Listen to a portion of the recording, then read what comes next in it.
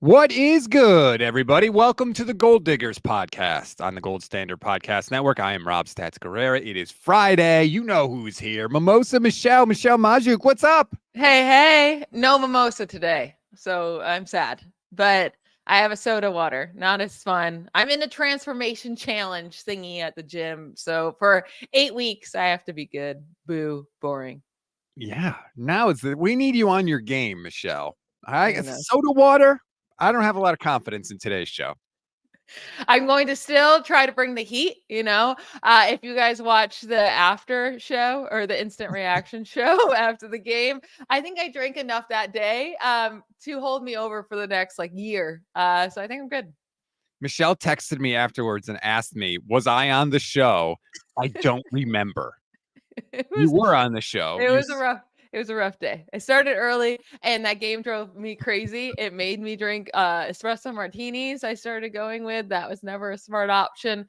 But I was a psychopath during that game. The 49ers made it way too close. I wish I could say I remember the full game, but I don't really.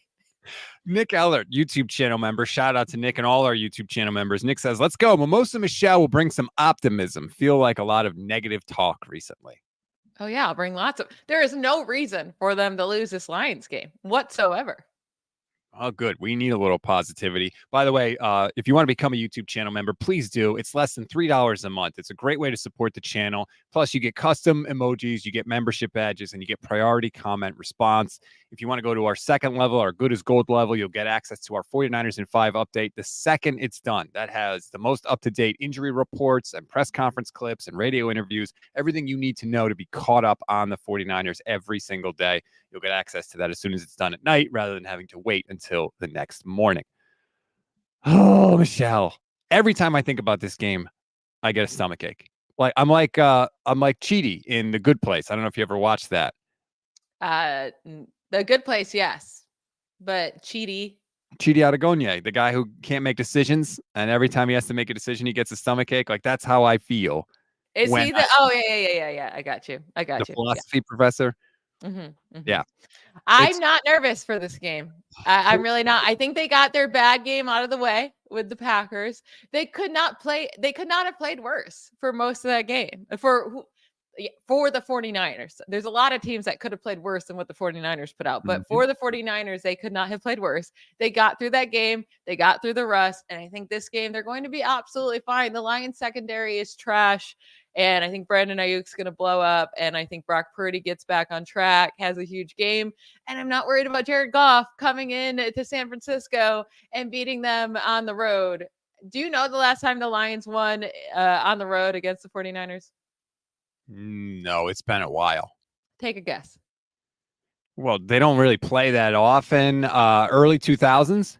1975. That's the last time they beat the 49ers on the road. Game Plan on Twitch says, love the confidence Michelle's bringing. Is she drinking liquid courage already, a.k.a. alcohol? No, she's not. She's drinking soda water. Vinny V says, soda water is the only kind of water we drink in the 49ers household. Mimosa Michelle, HEB has all the flavors. HEB? I don't know what HEB. It's the grocery store up in Texas. It's a great one.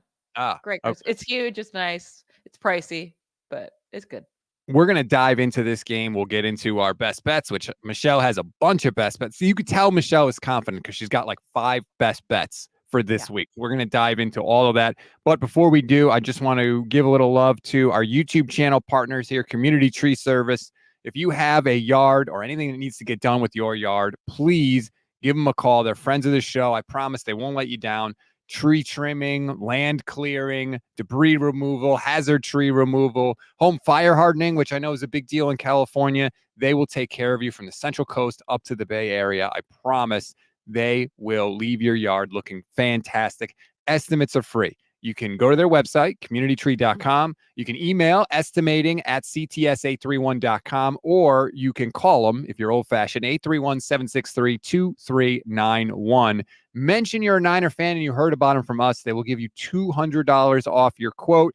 If you're a Lions fan, they're actually going to dump stuff in your yard and leave it there. So maybe, don't tell them that part of it, but please reach out to Community Tree Service. They are licensed by the California State License Board, license number 1100816. Michelle, tell me more about Jared Goff being bad. That's what I need on this Friday. Just help me. Okay, there are some things I want to talk about just championship appearances for these two teams, or for the 49ers in particular, but we can get into Jared Goff here, because I think the biggest key will be to put pressure on Jared Goff. And I know you and Levin talked about this a bunch yesterday, but Goff is really, really good without pressure. The only quarterback who's better without pressure this year is Brock Purdy. So they have the top 2 passer ratings without pressure this season, including the playoffs. And Jared Goff has been on a roll, right? His last 3 games, he has 5 touchdowns, 0 interceptions, averaging nearly 9 passing yards per attempt, averaging nearly 300 passing yards per game. This is the opposite of what I want, Michelle. Okay. But 73.5% completion percentage. So he's been on his game. But the 49ers, if they can put pressure on him, he is a completely different quarterback. So including the playoffs, his completion percentage drops by 23 points from no pressure to pressure. His yards per attempt drops from 8.1 to 6.5. His pass touchdown ratio is 3 touchdowns to 8 interceptions this season with pressure. 3 total passing touchdowns and 8 interceptions. 30 touchdowns, 4 interceptions without pressure. And his passer rating drops by 55%. 55 points. 55 points from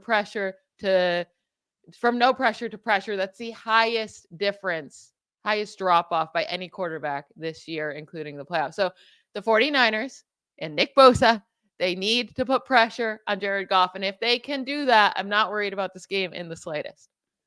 And they should be able to, especially because the Lions' defensive line is not at 100%. Their left guard is going to miss the game, and the replacement that filled in gave up like 7 pressures in less than 30 pass blocking snaps last week against Tampa Bay. Now, some of that was because he was going against Vita Vea, who's an absolute monster. But the Niners should be able to get pressure on Jared Goff. And I saw a good article on NinersNation.com from Kyle Posey, where he dives into some of it. And I have to say, I didn't realize some of the things in this article, but Javon Hargrave has been a lot better than I thought he has been this year in getting pressure and getting pressure quickly. He's actually been pretty high up on the list for defensive tackles. And yeah, here it is. Next Gen tracks quick pressures when you win in under 2.5 seconds. Hargrave tied for the 4th most quick pressures among all defensive tackles this season. 92% of Hargrave's snaps this year came against the left guard, who's the weak link right now on that Lions defensive line. If you can get quick pressure up the middle against Goff, that is the most disruptive thing the 49ers can do on defense. That will go miles and miles to slowing down this Lions offense. Yeah, and I think those injuries to the Lions offensive line, like you brought up, are absolutely massive. They're in the middle, and it's 2 really great guys that they're used to having there. Jonah Jackson, Pro Bowler a couple years ago, but he's a solid guard. He's going to miss the game. I don't know if it's official yet, but it seems pretty unlikely he's going to play. And then Pro Bowl center and All Pro. I mean, he was a second team All Pro this year. I know that doesn't technically count, but he's one of the best centers in the league. Frank Ragnow, he will play, but because he played through this injury last week when he suffered it. He suffered a sprained knee and ankle. And he missed, I think, like a couple plays and then came back in, played the whole thing. He looked like he was in a lot of pain. He says he's going to play. But, like, I don't care. If you have a sprained knee and ankle, you are not going to be at the top of your game. So Hargrave and Eric Armstead, like, these are guys that have to get pressure up the middle. And there's really no reason that there's no excuse for it, because typically the Lions have a really solid offensive line all the way across, but especially in the middle there. But with these injuries, they should not. Frank Ragnow once played through a fractured throat, and that's like a real thing. Like, just first of all, that's the most center name of all time, Frank Ragnow. He sounds like a Viking warrior. Like, he just sounds tough. Yeah. Obviously he is. I don't think he actually missed a snap last week, even with those injuries, because I think he got hurt when the Lions scored a touchdown. So then he came out, and then by the time they got the ball back, he was good enough to play.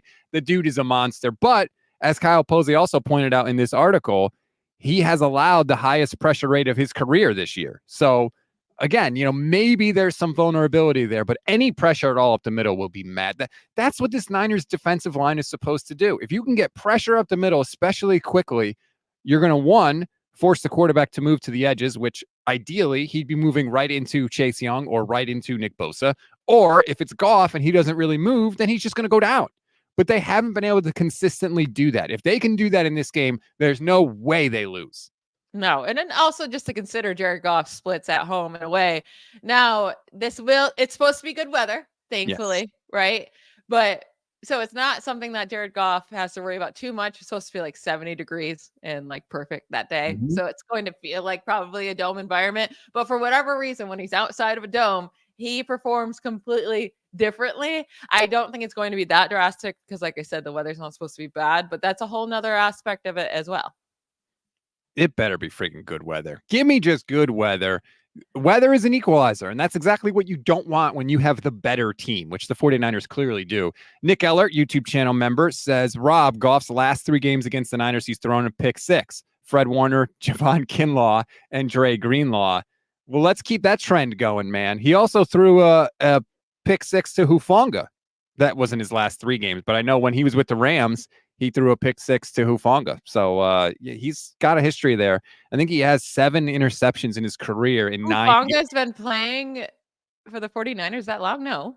No, I'm sorry. You're right. You're That thinking was Matt Stafford. it was Stafford. The pick 6, I'm thinking. So it was 2 similar plays. It was kind of like a throw out into the flat. Warner had one, which Nick mentioned, and then Hufanga had one on a screen, but that was Stafford. That's my bad. Sorry about that.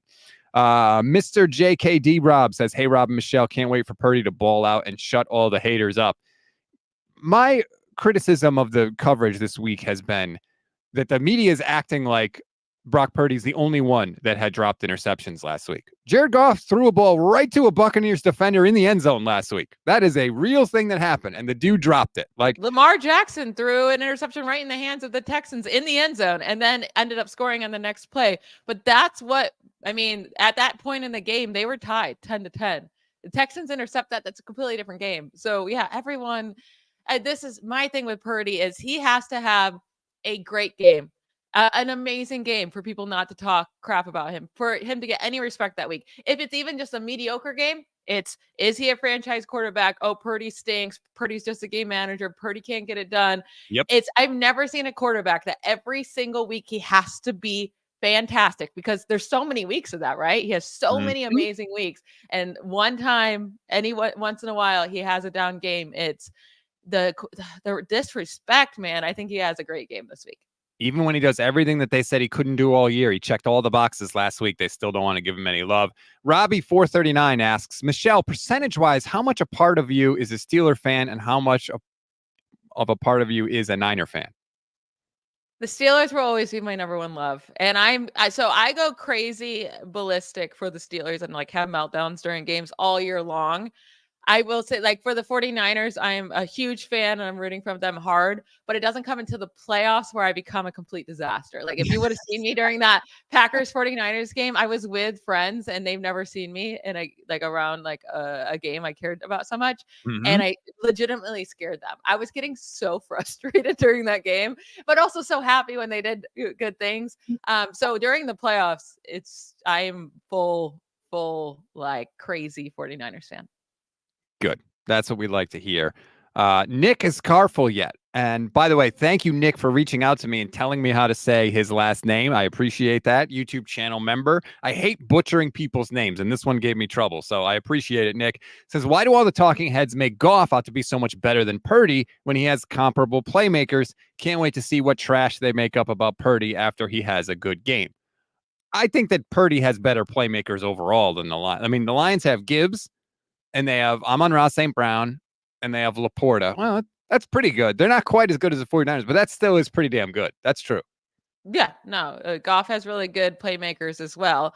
I guess you're just missing the Deebo Samuel on their team. Who everybody is. That's the problem. I mean, I forget who it was, if it was Grant or it was Levin. Somebody was like, yeah, the 49ers need to look into, it was Grant. He was like, they need to look into, drafting another Deebo Samuel. And I was like, yeah, well, every team is literally trying to do that right now. I will say Amon-Ra St. Brown has the second most yards after catch in the NFL since 2021, only behind Deebo. And they're not that far apart. So Amon-Ra does have that ability. He's not quite Deebo, not quite as strong, but he a little bit quicker maybe and able to get those decent chunks after the after catch. This is the saddest comment we've ever gotten. Stephen Duckett, YouTube channel member, says, Stats and Michelle, I don't think God will take my dog from me and have the 49ers lose within days of each other. Stephen, I am so sorry if you lost a beloved member of your family. That is horrible news, especially, it's horrible news anytime, but like you said, during the playoffs, it's even worse. Yeah, I'm so sorry. My dogs are my children, so I can't even think about that, but I'm really sorry to hear that. And you're right. There's no way the world can do that to you. You're going to get a 49ers win this week. I got you. Chris, thank you very much for the $50 super chat. Hey, Stats, last couple of days you've talked about the Lions mindset being happy to just be there. Do you think the 49ers could be tight from the idea that we have to make it happen this time? Things like that. Notice defenders playing out of the system at times. I go back and forth on both of the mindsets for this team because I think one side of me looks at the Lions and says, like, hey, maybe they are just happy to be here. Like, literally, this hasn't happened for the Lions in a really long time.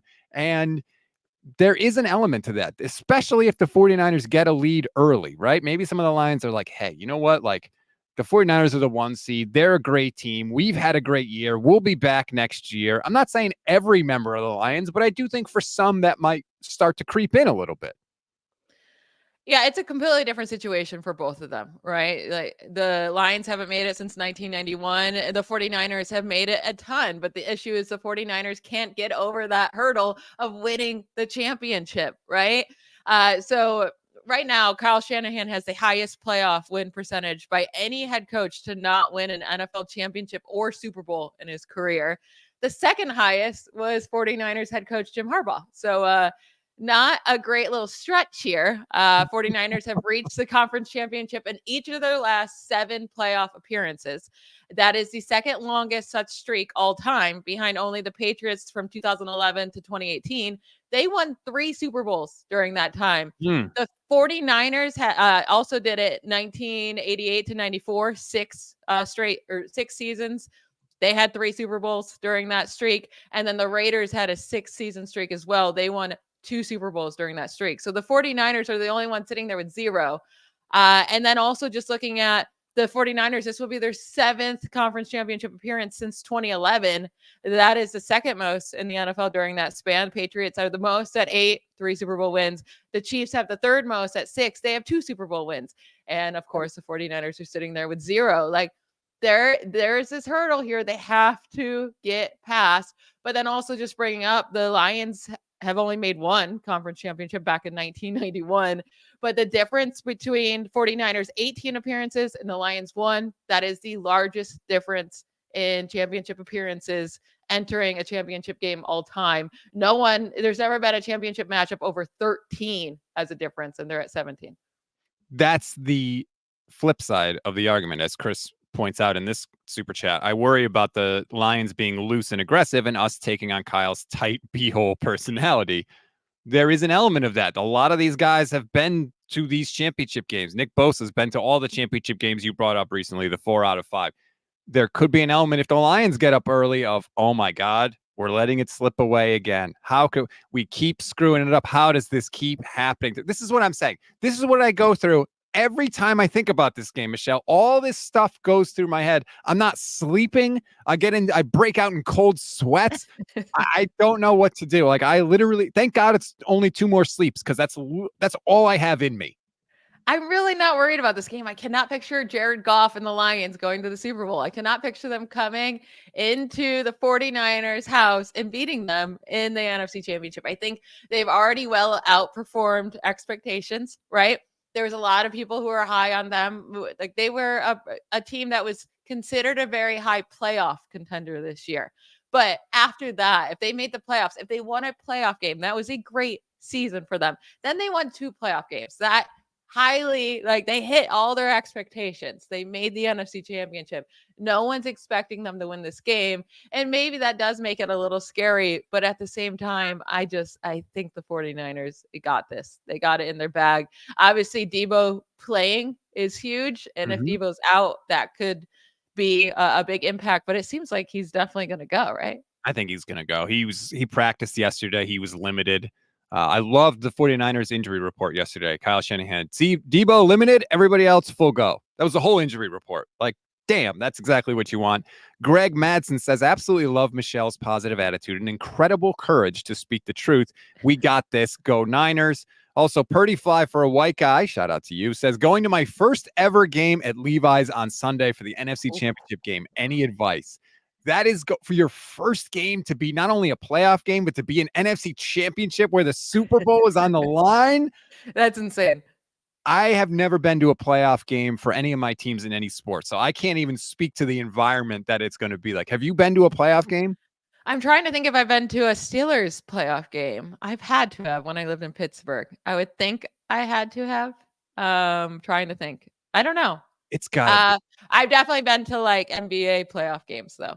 A ton with the Cavs during the LeBron era. Was a great time. But yeah, that's insane that this is going to be his first game at Levi's in this NFC Championship. Absurd. And look, I can't pretend to be an expert on what it's like at Levi's. I've literally only been to one game, and that was this year. But I thought everybody was really cool. I thought it was just like such a great environment. I don't get the chance to see my teams play in their home stadium very often because I live in Connecticut and I root for the Niners and the Mariners and the Thunder. So to be in the home environment for me was like a totally new experience, but I thought everybody was really chill. I said, get there early, enjoy the tailgate. I think the tailgate's going to be on another level on Sunday, especially with the good weather. So my advice would be get there early and just soak it in. Cause like, who knows if you're ever going to get to do that again. Do the 49ers have a good tailgate? Well, like I said, I've only ever experienced it once, but I from what I saw, it looked pretty sweet. From what I smelled, because like I've been to many Bills tailgates. Obviously, we know those are insane. I used to live in Cleveland. The Browns tailgates, most fun thing of all time. They have a muni lot.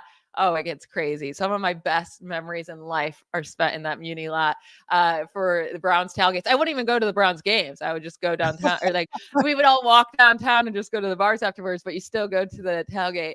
A blast. I'll say the Steelers tailgates are kind of lame. Really? Compared to the Bills and the Browns for sure. But I don't know what the 49ers tailgates are like. The Bills are that's just a different level altogether. Nick Eller says, my first game was Cowboys-Niners NFC Championship in 1995. Man, that is a legendary game to go to. Tim Johnson says, the Niners can't beat the Ravens or the Chiefs, so this game is pointless. Oh, stop it. Maybe not, but I'm not worrying about that now. That's 3 weeks from now. I'm worrying about Niners, Lions. That's where all of my focus is. And I think they would 100% beat the Chiefs. The Ravens obviously would be a lot more nerve-wracking, but they just got their butts kicked. They're going to figure it out. They're going to make changes. It's not going to be the same blowout again. They're going to I think that blowout would be only a good thing for the 49ers if the Ravens do end up making it. Vinny V says, oh yeah, Mimosa, we don't jump off tables, but blue lot and green lot tailgates are awesome. Green lot is closer to the stadium. So there you go. Purdy Fly for a white guy. There's your advice. Maybe try to make your way to those spots if you can and enjoy the Send us some pictures on Twitter if you guys do end up tailgating. At GSN 49ers. Would love to see it. Absolutely. Okay. Let's get into some best bets, Michelle, because you've got a couple extra this week more than normal. I've got a lot of mine are Lions bets, which are really weird. I didn't plan it out that way, but that's sort of how it ended up. You know what I'm going to ask you. I want your most confident best bet. I think this is the easiest one. George Kittle over 61.5 receiving yards. He's hit this in 8 of his last 11 games played, has hit this in each of his last 6 home games. He's had 75 or more receiving yards in each of his last 5 home games.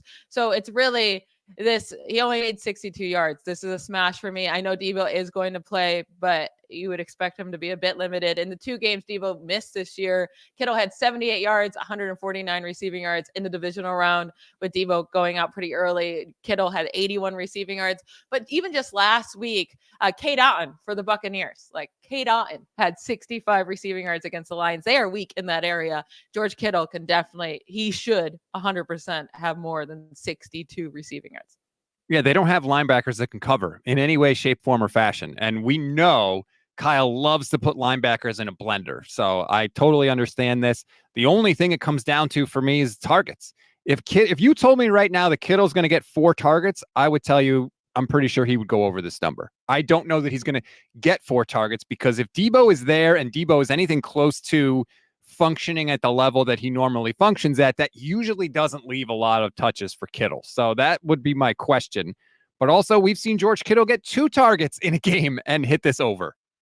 I mean, with Debo, I mean, these are the last, I guess last week wasn't with Debo, but these are his targets at home games: 11, 9, 5, 10, and then 7 last week. 149 yards, 89 yards, 76 yards, 126 yards, and 81 yards. So he's getting targets. He's getting the yards at home, even with Debo there.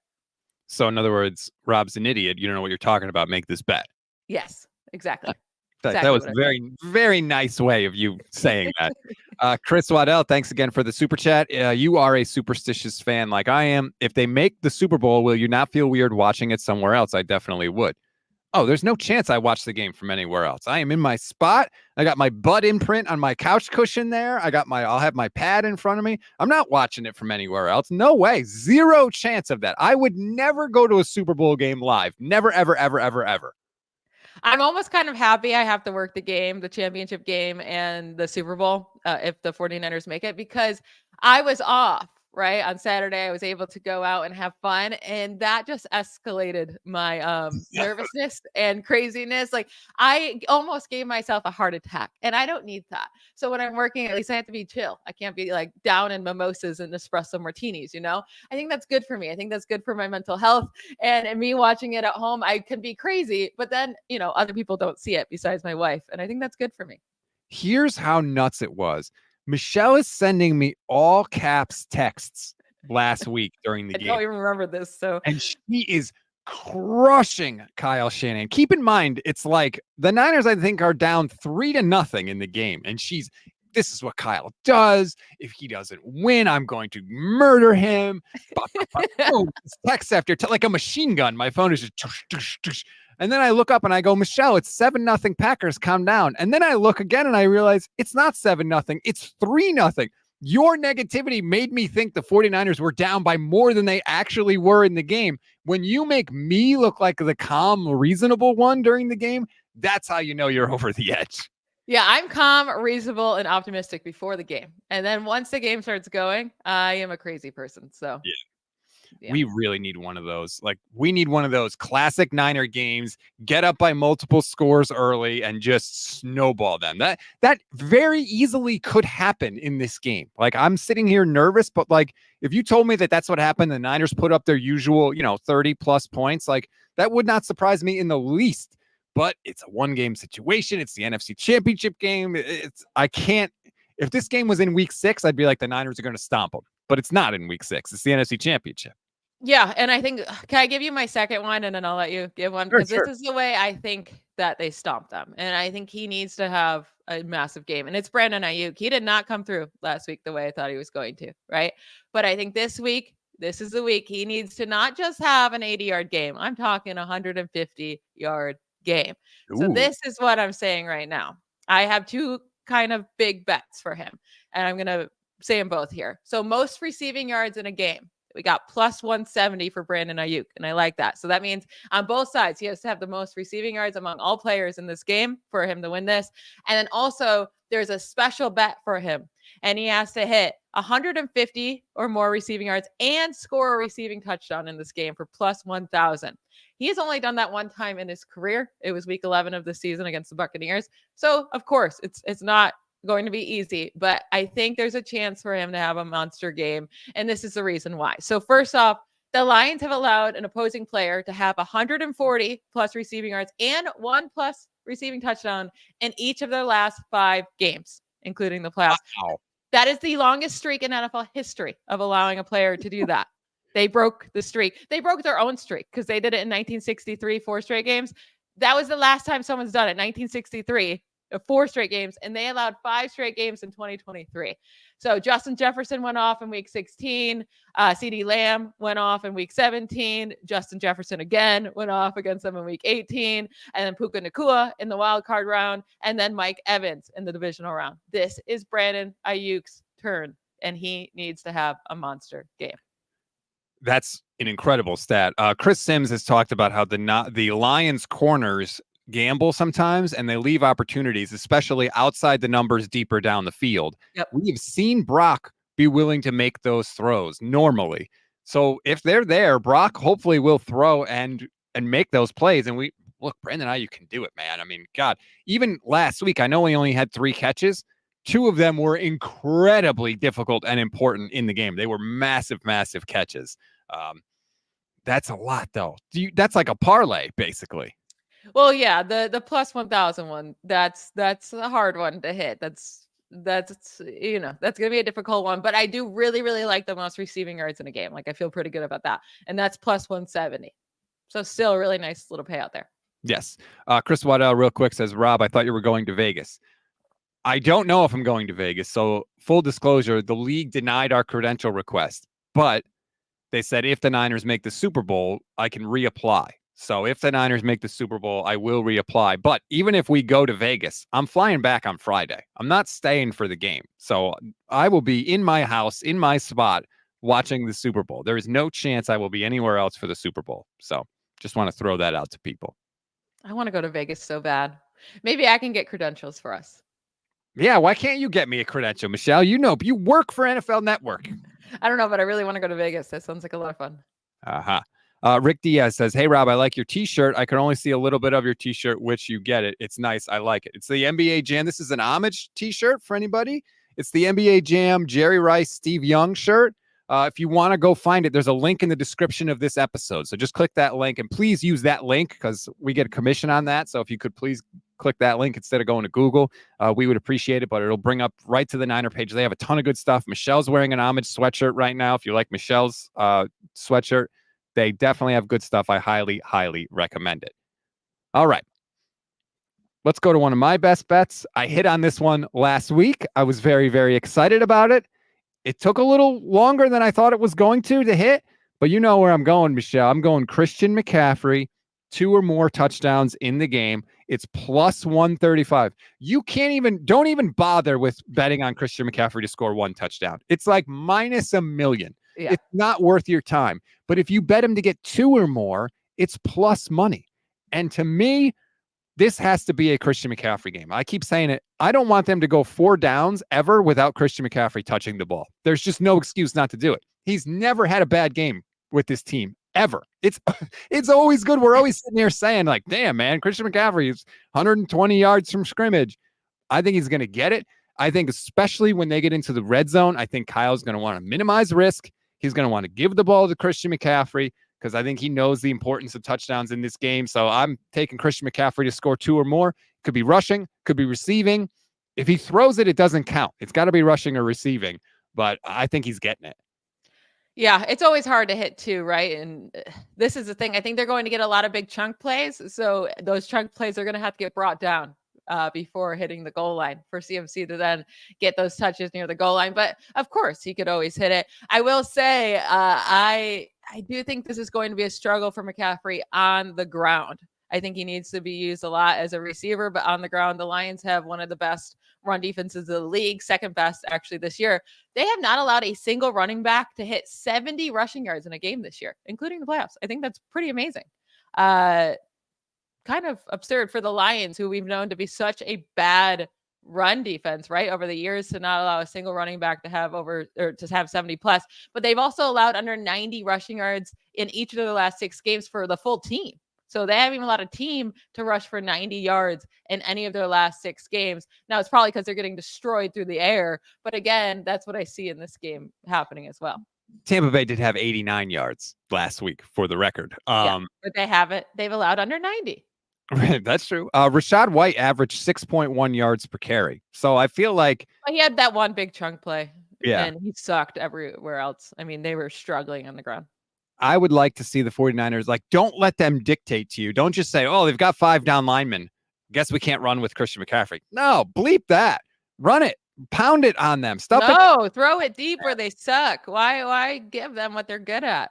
Because I think you're supposed to be a running team too. And you're supposed to be able to run against everybody. So let's do it. Like, don't just give up. I don't want to see Brock Purdy throw 38 times on Sunday. I don't. I want to see Christian McCaffrey run the ball. That's why I was so pumped last week on the go-ahead touchdown. If you look at that play, Michelle, everybody's up on the line of scrimmage for the Packers. Like, they were preparing for Christian McCaffrey to run it. They were begging the Niners to throw the ball in that spot. And Kyle Shanahan was like, nope, we're going to run it. Now it was 3rd and 1, I think, or 3rd and 2. So I think that probably helped Kyle run it in that spot, but I love that they did it. And McCaffrey he's basically untouched. He had one tackle to break for the touchdown. Just because they have people close to the line of scrimmage doesn't automatically mean the run's not going to work. And in some cases, if you break one tackle, you may have a huge play or a touchdown. Yeah, that's the thing, is he's going to have that big play, right? Because so one of my best bets is taking the under on Christian McCaffrey's rushing yards. They have him at 86.5. And like I said, they have not allowed a running back to hit 70 this year. So that's still a 17-yard gap. He has to have the most, and I fully expect him. Like, he could have the most among all running backs against the Lions. Like, that wouldn't be shocking. But he has to have 18 more than any other running back this year. That's a really decent gap. And what you just said, like, Christian McCaffrey has been hitting this total from those big runs. Last week he had a 39-yard run. Outside of that, it was 59 yards on the game. You can't take away his big run that was there. It existed, and you would lose that bet. But I'm just saying. And then in week 16, because he was hurt, 17 out 18.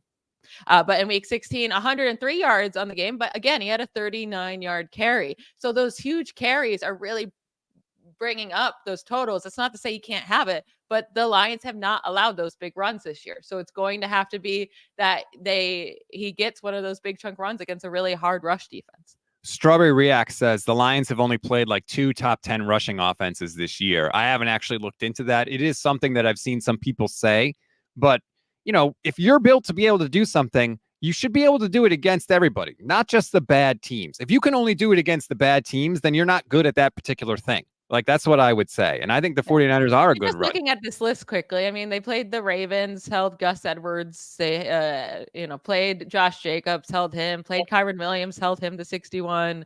Played Alvin Kamara, held him to 51. Like, there's players here. It's not like they played all trash. Mm-hmm. Okay. So you have an under. Michelle never takes an under. That is like a legendary. I wouldn't even mind taking his over for scrimmage yards. That's funny. I think he could get a lot of receiving yards. Yeah. And again, I don't think he's going to be terrible on the ground, but I could see him getting around 70, 75 instead of hitting that 87. That's a lot of rushing yards. I had a conversation with JT O'Sullivan about 45 minutes ago that I haven't had a chance to edit. I'm going to put it up on the YouTube channel though. And his basic point was he thinks that teams and probably the Lions are going to, if Christian McCaffrey is not in the backfield, they're just going to start treating him as a wide receiver. They're not going to treat him as a running back because he's just too damn good at where he is. And so, but if they have that kind of hard and fast rule, he thinks that might sort of lessen some of the confusion that sometimes defenders have against McCaffrey when they move him around. So we'll see how Kyle Shanahan adjusts to that. Again, this should not be a 17-point performance by the 49ers. You need 30 on Sunday. You need 30. This is the best offense Kyle Shanahan has ever had with the Niners, I think by a pretty wide margin, just watching Brock Purdy play. The Lions defense is not good against the pass. Put up 30. Put up 30 and leave no doubt. That is that's the tagline that they have said, right? Leave no doubt. Well, here's your chance to actually freaking do it. I mean, yeah, I would love to see a 49ers offense just destroy it in the playoffs as well, right? Under Kyle Shanahan, their offensive performance in the regular season versus the playoffs, a huge difference. And obviously you expect somewhat of a drop off. You're playing harder teams, harder defenses, but in this case, you're really not playing a harder defense. You're really, really not. So there is no reason for them to not perform like they did in the regular season. Both teams are going to be hyped. I'm sure the Lions defense is going to come out strong. They have good players. They have players that are going to come out with a lot of fierce and, hit hard. That's going to happen. But at the same time, they don't have enough playmakers in that secondary to cover all these guys. Brock needs to snap out of it, man. He said he got tentative after throwing that almost interception in the Packers game. Don't get tentative, man. Now's not the time to clench up. Now's the time to let it go. My next best bet in this one, I'm going Eric Armstead, at least 1/2 sack. The reason being, it's plus money, plus 120. So if you bet $100, you win $120. So I love that number. Plus, the Lions are banged up on the interior offensive line, like we talked about. Armstead's going to be over left guard, I'm sure, at some points. Javon Hargrave will be there. Both of them could get pressure, possibly, and he only needs a 1/2 sack. He doesn't even need a full sack in this game, and Armstead generally is a guy who has elevated his pass rushing in the playoffs. So I feel pretty confident that Armstead can get at least a half sack, even if it ends up being one of those right place, right time type of things. Yeah, I really like that. With their injuries in the middle of the line, he should definitely have opportunities to get. So his line set at what, 0.25, and he literally only needs a half of one with someone. Yes. Yeah, love that. Yeah, exactly. And I just think that Goff doesn't move that well either, too. Like that's a huge factor also. So if anybody gets pressure, he's kind of stuck. So come on, I do Eric. feel bad for Goff because I think he probably struggles in this game, and I do feel bad when people Why do hate you on feel Jared bad? because Jared Goff I think does get too much hate sometimes, and I think he is a pretty solid quarterback, but I don't think this is going to be a good game for him. It is so weird. Like you touched on that. I feel like people are looking at Jared Goff like, oh, he's the underdog because he's on the Lions team and he was traded. It's like, number one, he was traded because he was the biggest reason the Rams didn't win a Super Bowl. Number two, he's the former first overall pick. The underdog quarterback in this game is Brock Purdy.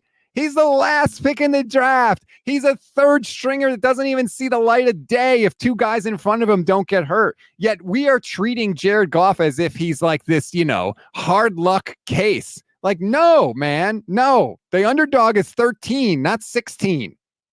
I think the Lions are just such underdogs, right? And I get the whole storyline with Goff is thrown away, and if you were to make Super Bowl with another team, I get both sides with the underdog. It's just harder to put that on Purdy because if he wins, you're not gonna be like, wow, this underdog story. It's like, well, the 49ers had the best odds to win the Super Bowl heading into this season. So it doesn't feel like an underdog story. But he's the ultimate. The only other quarterback that's more of an underdog than Brock Purdy is Kurt Warner because Kurt Warner was undrafted.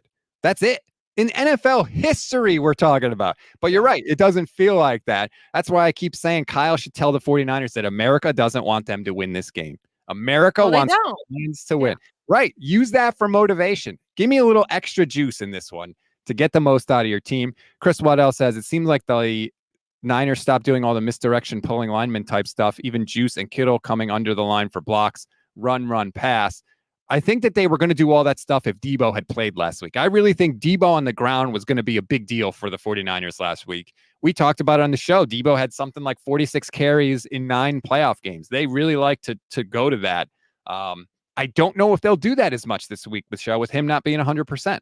Yeah, Devo going out probably messed with a lot of the plans, and I don't know how you run with him this week. I mean, it's his shoulder. He's going to have to use that as a runner, and I just don't know why you'd put him in that position. So I don't think he'll be using that way. But that would be a really sneaky way to use him if he is feeling fine, because the defense isn't going to expect that.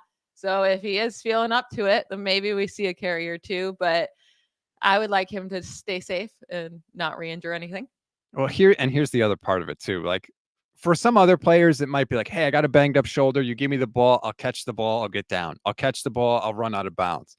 Debo's not doing that. Debo is not only is he not going down or going out of bounds, he's stepping back to the middle of the field. He's lowering that shoulder and he's trying to plow into you. So even if he plays, which I believe he's going to play, can he last the whole time? How effective can he be? What if he has to reach up high for a ball over his head? When you've got shoulder problems, you don't want to be extending your arms and reaching.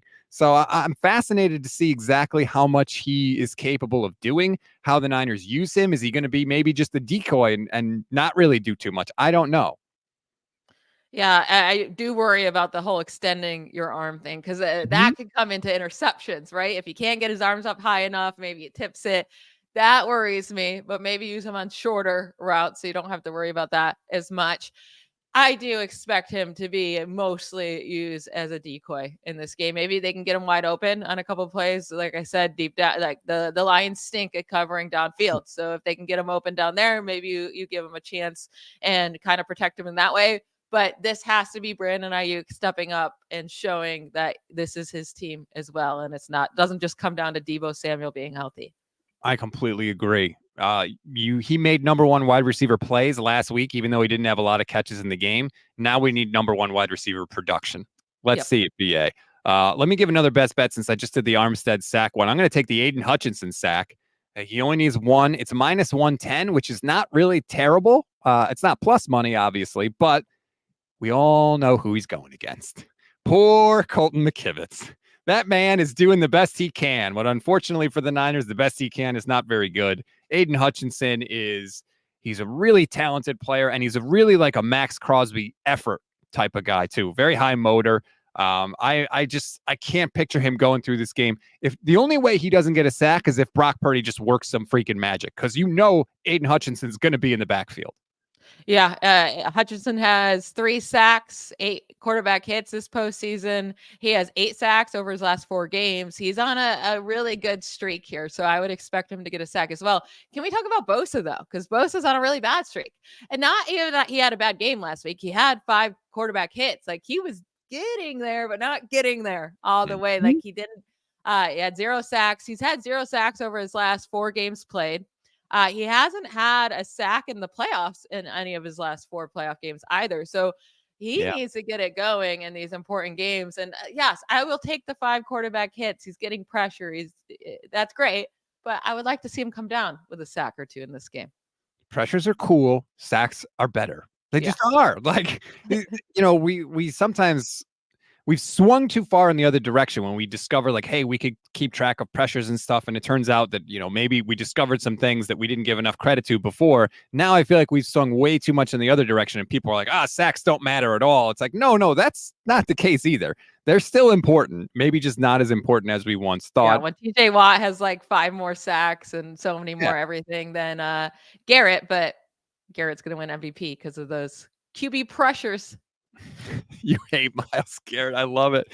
There is over 200 people watching right now. Thank you, everybody. Please like the show, like the channel, please. That helps more people discover us. If you want to support us, that's one of the easiest things you can do. Subscribe if you are new to the show. We do it every Friday. We break down every matchup the 49ers have from a betting and fantasy perspective, obviously during fantasy season. We're going to have plenty of draft coverage, of course, in the offseason as well. I don't want to mention that because we got plenty of time to deal with that, but just if you're new here and you don't know what we're about and some of the things that we do, just want to let everybody know. Okay. Another best bet for me. I saw this one and it blew my mind. I'm not taking it as a best bet, but I have to mention it. Did you see Brock Purdy's longest completion number in this game? No, I didn't. I saw Ayuk's was all the way up at like 28.5. Brock's longest completion, the over-under is 40.5 yards. That is so long. That's half the field, basically. Yeah, that's how bad the Lions though are on these. They allow the second most yards per pass attempt. I could see it happening, but are you saying the under? I wouldn't bet on it, but the number just jumped out to me so much. I wouldn't take the under or the over, but I just had to mention it. Shout out to Tolatier on Twitch. We love Twitch. Love the show. Listen every week. We appreciate that. Hopefully, more people join you in that. That would be fantastic. Okay. Do I have another best bet? I'm going to take Goff at least 1 interception. It is minus 150, which I hate the odds, but to me, it's like, it's gonna happen. I just feel like it's a guarantee. And so if you're telling me I could make guaranteed money, I'm taking it. I had Love at least 1 interception last week. He gave me 2, and Jordan Love hadn't thrown an interception in so long. Nope. Take it. The Niners are tied for the league lead in interceptions in the regular season. They're going to get one, whether it's Crazy Greenlaw or Charvarius Ward. Goff is going to be under pressure at some point. Maybe it's only the first quarter. Niners are getting one. Book it. Yeah, add it to a parlay so it's not so pointless with the minus 150, but add them to it because it seems like a pretty easy bet there. And Vegas agrees it's an easy bet, right? Yes. Because that's why the odds, you're not winning much money on it if you hits. And yeah, I mean, if the 49ers don't get an interception in this game, that's mean they didn't get enough pressure on Jared Goff. And that means the game is probably pretty close at the end and we're sweating it out. So hopefully the 49ers create pressure, get Goff into an uncomfortable state, and that's when he throws interceptions. Amen. Jared Poulter points out that Nick Bosa did tackle Jalen Hurts on the 1-yard line in the NFC Championship game last year, but they said that Hurts was going forward, so they called him a runner, so it didn't go down as a sack, although it was still obviously a very good play. I still think Hurts doesn't get enough credit because Bosa's going to tackle him for a safety, and Hurts just basically uses his legs and fights his way out of the end zone. Like, he did that against Nick Bosa. Nick Bosa is not a weak man, and Jalen Hurts still fought him off. I thought that was an incredible play by him. You mentioned parlay and adding that Goff bet to a parlay. I actually did come up with a little bit of a Lions parlay. Let me get your perspective. So I had Goff, at least 1 interception. I had Gibbs over 48.5 rushing yards. and I My had goodness. Sam Laporta over 48.5 receiving yards.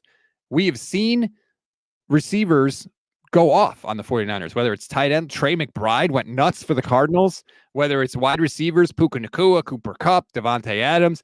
Teams can have big games against this 49ers defense, and we're talking 50 yards here. That's not even like a massive, massive game. I think Laporta is going to be the number one target through the air for Jared Goff.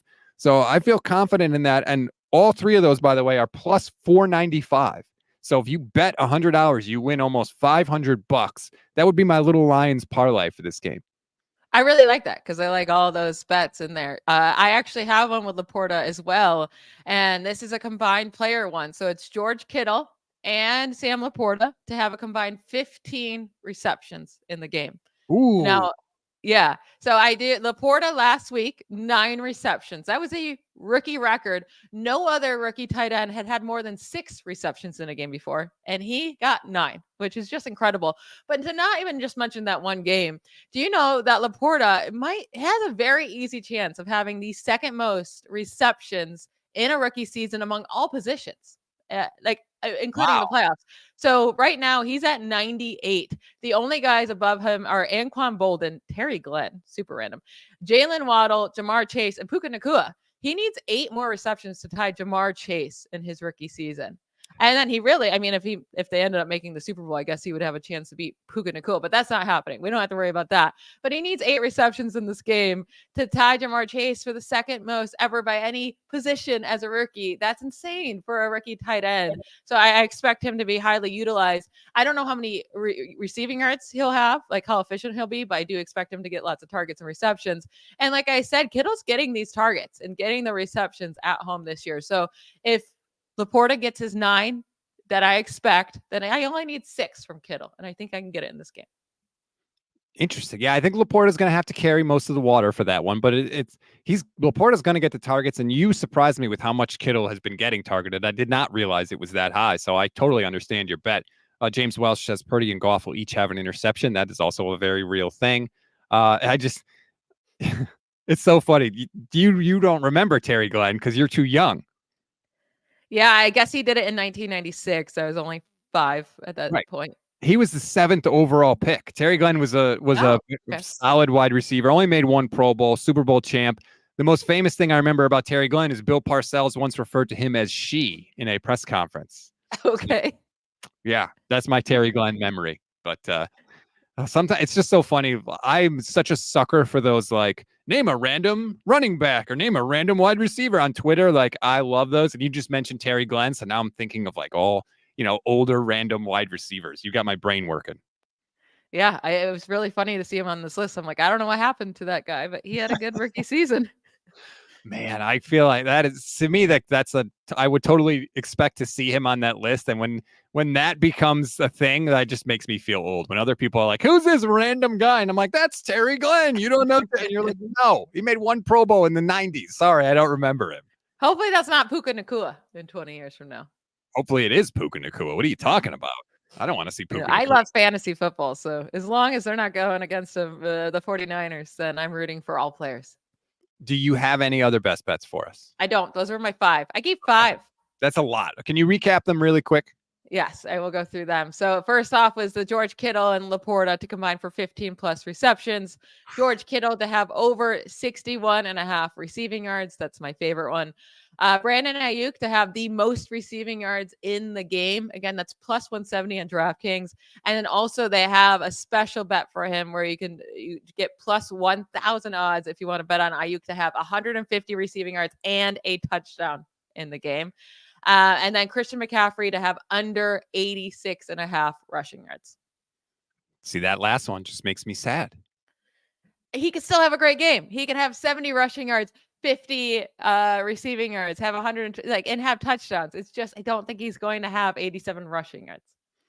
So I'm judging this based on the entire 54 minutes that we've been talking, but I assume your final score involves the 49ers beating the Detroit Lions. Do you have an actual number for us? Yeah. 28-17. 17. Oh, man.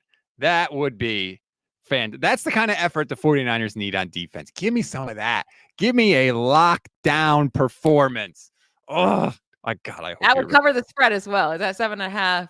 I was Yeah. a little bit nervous about saying that, but that number 28-17, that's what I'm going with. So look, sign me up for that. I would love to be here talking about a Super Bowl berth for the 49ers. And by the way, if that happens, the the agita that I will have for the 2 weeks leading up to this, oh, it's going to be even worse. But that is a state of being that I would welcome. I will suffer for the team to have the 49ers be in a Super Bowl. I keep telling people it's so different when your team is in the Super Bowl. Like, I'll never forget the first Super Bowl I went to was 2012. It was Niners Ravens in New Orleans. And we got to the hotel and I went to the elevator to go up to my room. And on the elevator was Michael Crabtree and Anquan Bolden. And it just like hit me like, oh, yeah, like this is the Super Bowl. It's just so different. I don't think people realize, especially, it's been a long time since the Niners. Well, they were in a Super Bowl in 2019, I guess, but it's a long time since they won them. The coverage, every national show is talking about nothing but your team for 2 weeks. Like, it is such a different, wild experience. And we're 4 quarters, we're 2 sleeps and 4 quarters away from it, Michelle. It's going to happen. I'm so excited. I'm so excited to be here. What was your final prediction for the score? Did you already say it on one of the shows this week? I've done so many. I think I had Niners 35, Lions 28. Wow, really high scoring game. Oh, yeah, I want to see. I mean, Kyle's got to be in his bag this week, man. Yeah, but that means the defense allowed a lot of points. Hey, sometimes that happens in a playoff game. I think, especially now in today's football, good offense beats good defense. It wasn't always that way, especially when I was a kid, but now I think it's flipped. I mean, Nick Saban said the same thing. Good offense beats good defense. So I think the Lions are going to be able to score some points. Robbie 439 says, Michelle, do you have what's your pick for the AFC Championship? Listen, there's no winning for me there. I do not want to see Patrick Mahomes win again. Like, I'm so sick of it. I don't want to see him in the Super Bowl again. And I really don't want to see the Ravens, obviously. I'm going to end up rooting for the Chiefs, but I think the Ravens win. You're a Swiftie. You don't want to see 2 weeks of Taylor Swift and Travis Kelce coverage? No, I don't. I don't either. And not because I love Taylor Swift. I don't mind them showing Taylor Swift, but like I could just go listen to her songs that I love. I don't know. I don't need that. But the Chiefs weren't even good this year. It's not fair. So like I don't know, but I don't have like if you told me that it could be the 49ers versus the Ravens and the 49ers would beat the Ravens, 100% that's what I would want.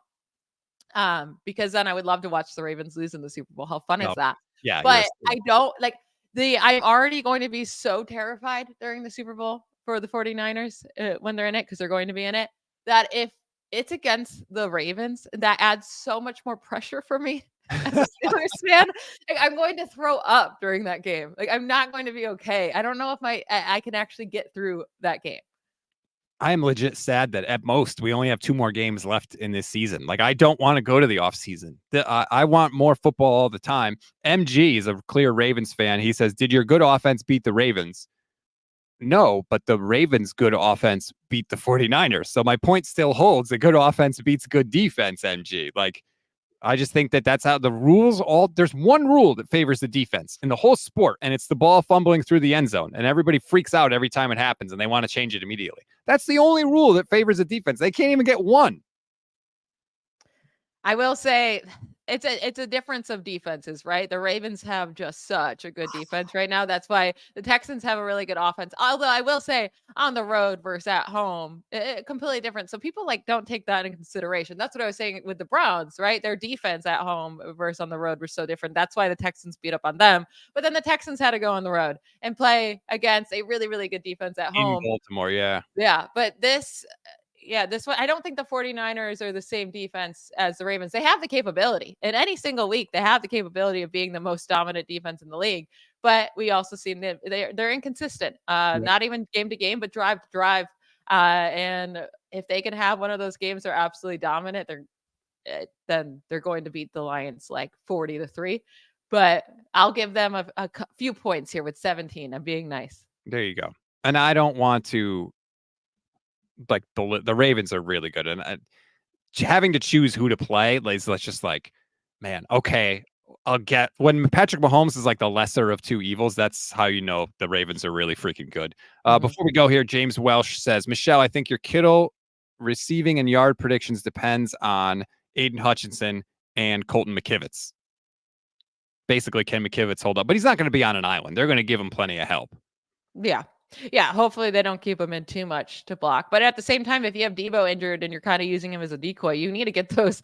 You need to have Kittle out there as a pass catcher.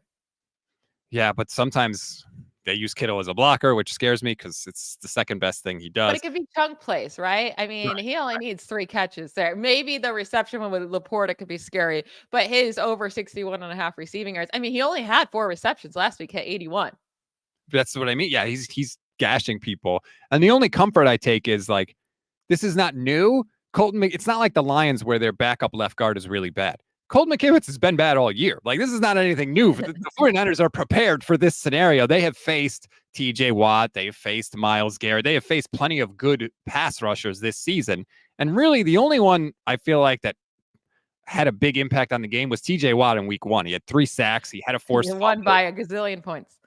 And that's what I mean. So, like, Aiden Hutchinson's the only guy you have to worry about on this defense when it comes to like being an amazing pass rusher. So they just put focus in on him. And even if he has a good game, like you just brought up, TJ Watt had a great game and they still destroyed them. You can let one person have a good game. It'll be okay. Hopefully, we are doing the instant reaction show on Sunday immediately following the game. And Levin and I are drinking alcohol and popping champagne and celebrating a Niners Super Bowl berth. And we'll know by that point the actual Super Bowl because the AFC Championship game is first. Please join us for that. That's why like and subscribe to the YouTube channel. If you click the little bell, you'll get notified every time we go live. We are live every single weekday for you. Like I said, immediately following the game, we hop on right away to celebrate with you, hopefully. So please join us for that. Michelle, I hope you have a fantastic Friday and a fantastic weekend. Let's go 49ers. Bye, y'all.